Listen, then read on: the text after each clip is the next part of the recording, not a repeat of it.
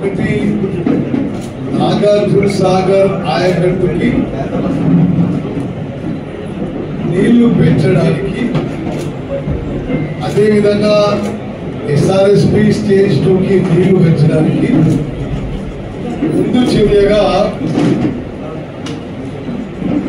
ఏమైపోయిందంటే మీ అందరికి తెలుసు, నాగార్జున సాగర్ కానీ ఎస్ఆర్ఎస్పి కానీ కట్టి ఒక 60 ఏళ్ళు అయింది. ఈ 60 ఏళ్లలో కొంత సిల్టింగ్, సెడిమెంటేషన్ అయింది. అయితే ఇసుక మట్టి రావడం, ఆ ప్రాజెక్ట్ యొక్క కెపాసిటీ తగ్గుతూ పోయింది. తగ్గుతూ పోతే ఏమైతుంది, నీళ్ళ కెపాసిటీ తగ్గిపోతే ఆయకట్టు తగ్గిపోతుంది. ఇప్పుడు ఈ 60 ఏళ్లలో ఎవరు చేయలేదు.